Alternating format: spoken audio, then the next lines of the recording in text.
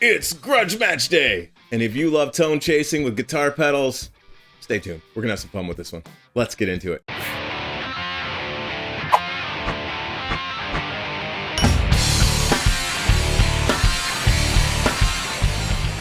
Welcome to the Jam Shed and this episode of Grudge Match. And if you're wondering what a Grudge Match is, because you're new, it's simple. It's just a tone chase.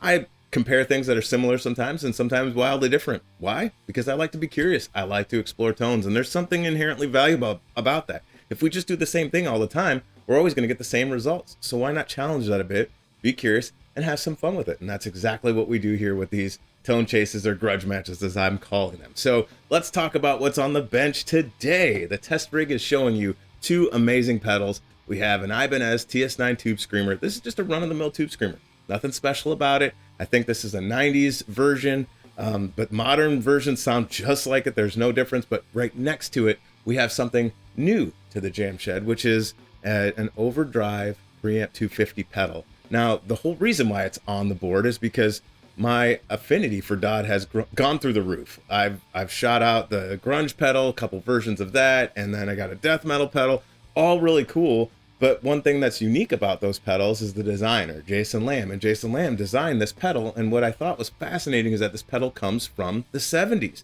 And back then, unlike today, there weren't many options when it came to overdrive pedals. You had just a few makers and builders and brands at the time that were building these style pedals. So it's fascinating to think about this thing being, you know, a forefather or the godfather to the pedal that it's sitting next to, which is the TS9. I'm not saying that these circuits are inherently designed the same, but what's fascinating is the simplicity of the Overdrive Preamp 250 is that it is just a one op amp pedal with two knobs. The most simplistic thing you could have to capture and chase tone. And then you look at its counterpart and you see something that's modern. You go, well, they're very similar in the regard that they both have a gain knob and a volume knob. And one of the adjustments that has been made here is there's a tone knob. So again, it's interesting to just see how things have progressed over time, and more so to see then how inherently different are they. Is the TS9 still a modern effort that can go back to something where it was simpler and a simpler circuit design? And I'm not being parochial here in saying that.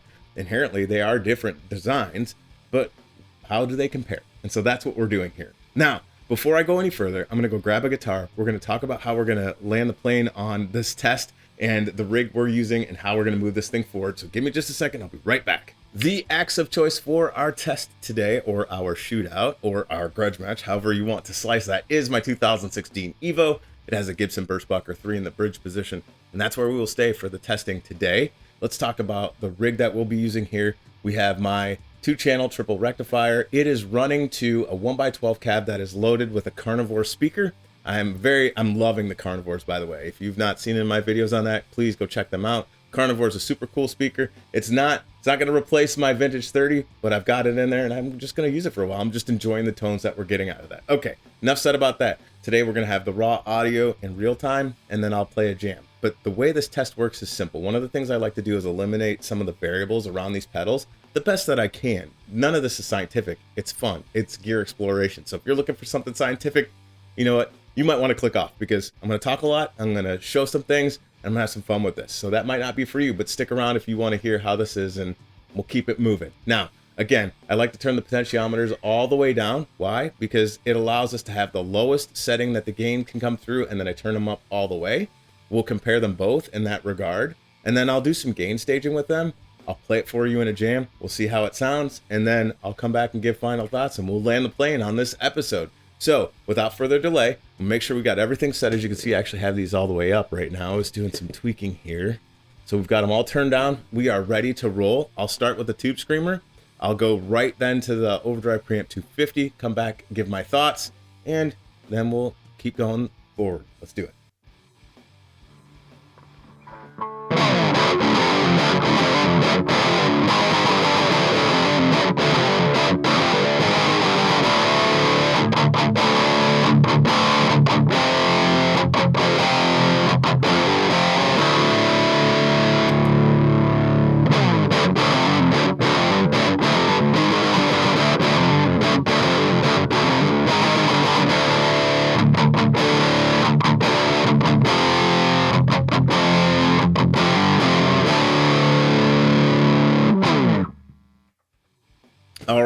So right off the bat, it was evident that the TS9 had more gain on tap, even at its lowest setting.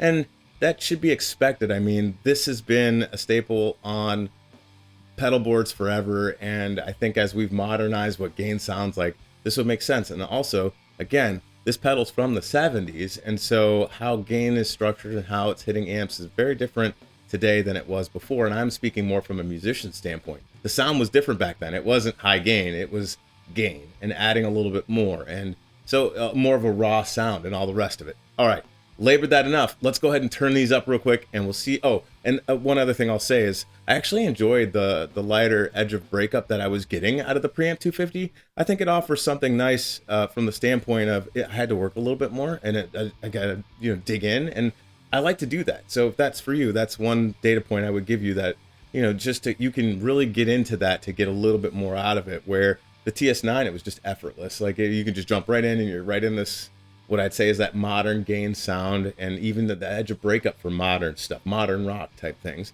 I just really enjoy that. All right, let's turn these up. Let's hear what they sound like, and I'll come back and get my thoughts again. Here we go. Turning up these potentiometers. We'll start with the Tube Screamer again. Let's take a listen.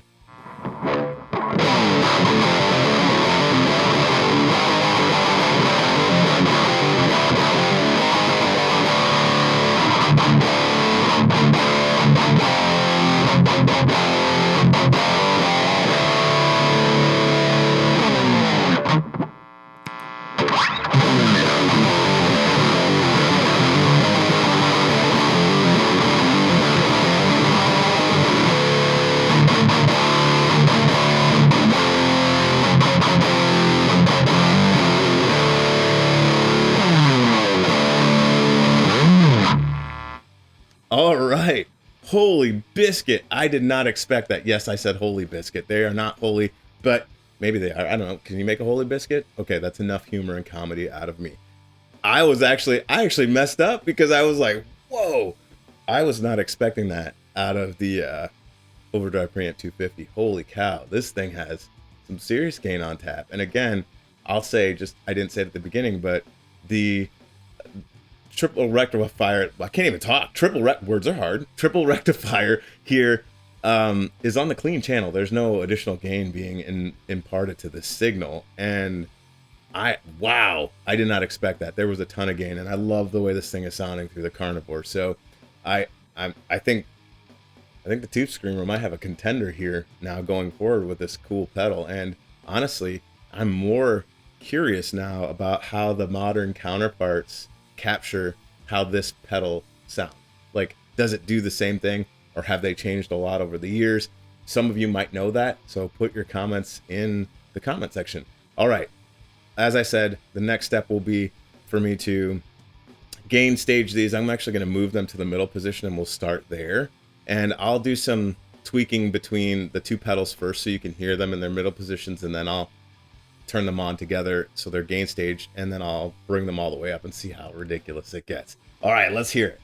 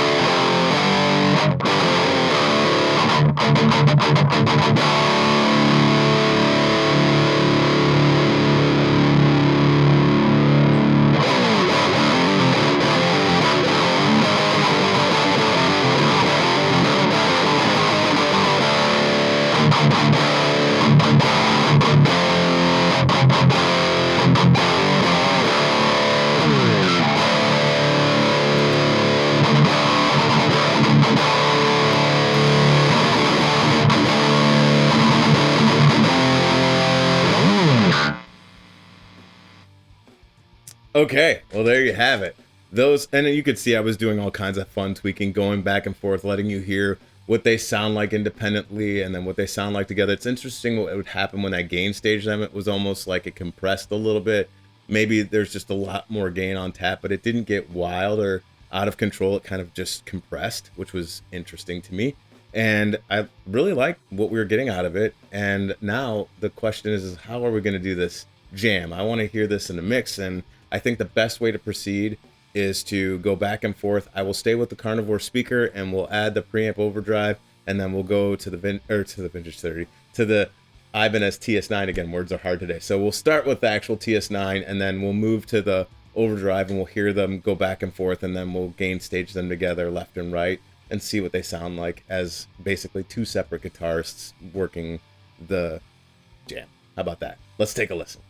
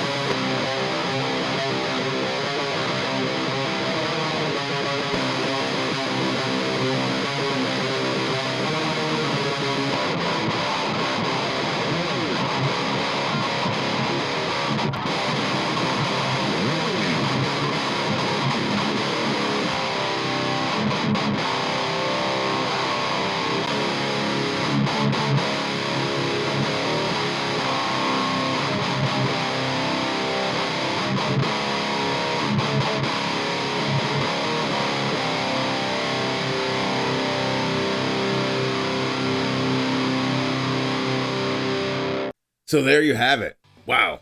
Very impressed by the Overdrive Preamp 250.